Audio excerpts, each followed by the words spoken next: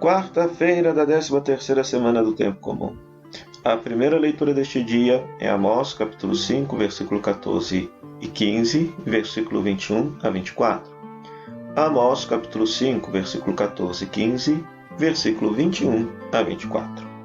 Leia este trecho na sua Bíblia e depois acompanhe esta breve meditação.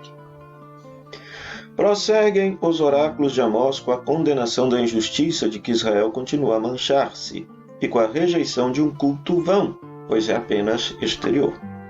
Como fato positivo, o profeta indica o caminho da conversão. O povo, ao invés, parece convencido de que o Senhor está presente. Javé está conosco, versículo 14. Por uma espécie de automatismo, o povo parece crer na presença de Deus de uma forma automática, devido a uma aliança e a uma observância da lei só formais.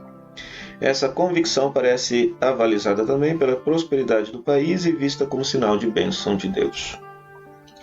A esperança do profeta é expressa humildemente, numa atitude de penitência, com a consciência de pertencer a um povo pecador. Amós deseja a misericórdia do Senhor Deus do Universo, versículo 15. Talvez tenha compaixão dos sobreviventes, verso 15. Este termo pode também traduzir-se por resto.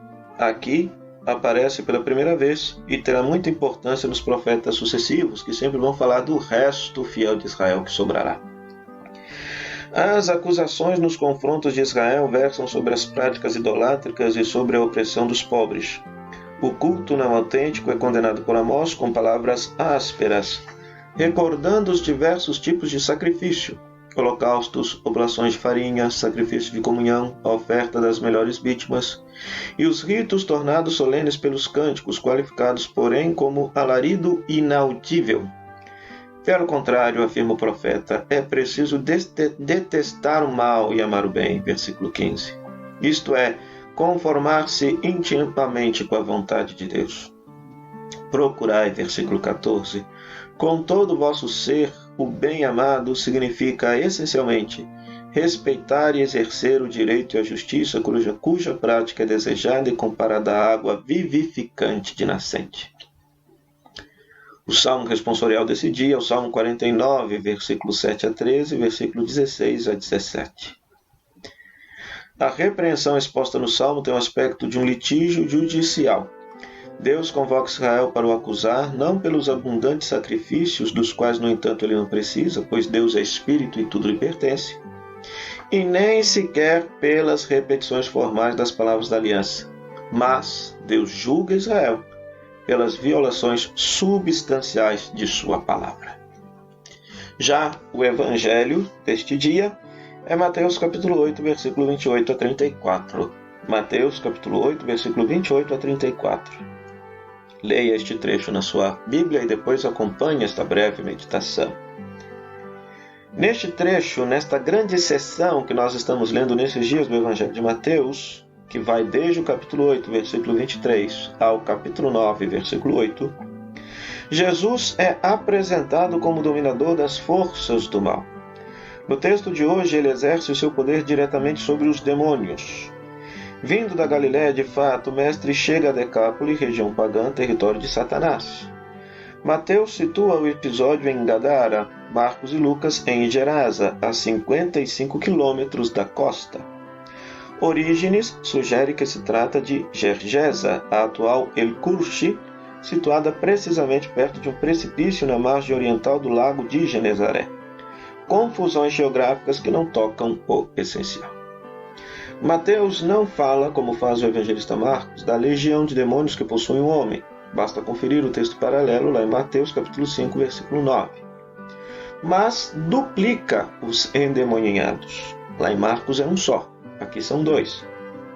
Porventura, condensando aqui a recordação de outros exorcismos e acentuando assim a força do testemunho que os que foram curados dão do Senhor.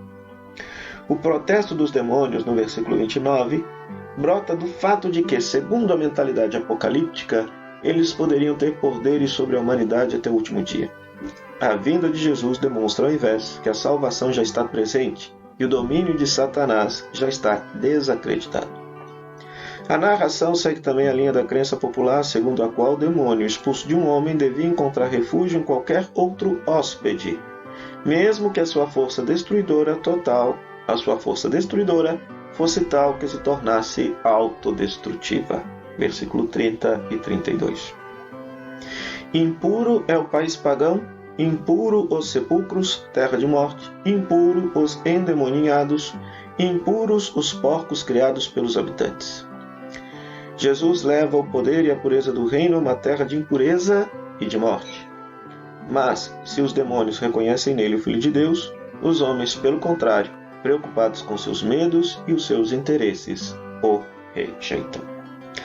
Peçamos ao Senhor Jesus a graça de sempre acreditar que Ele é Senhor sobre as forças do mal, que Ele pode expulsar o mal de nossa vida, e peçamos também a graça de sermos profeta, como o profeta Amós, de fato ligar a nossa prática de fé à justiça social tão querida por Deus.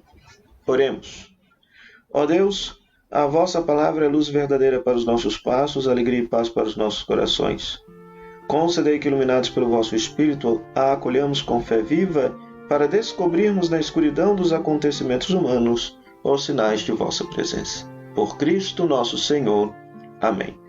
O Senhor esteja convosco, Ele está no meio de nós. Que a bênção de Deus Todo-Poderoso, Pai, Filho e Espírito Santo, desça sobre você e sobre sua família e permaneça para sempre. Amém.